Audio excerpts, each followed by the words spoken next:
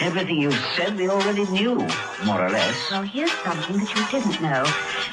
2 of those special atomic bombs haven't gone off.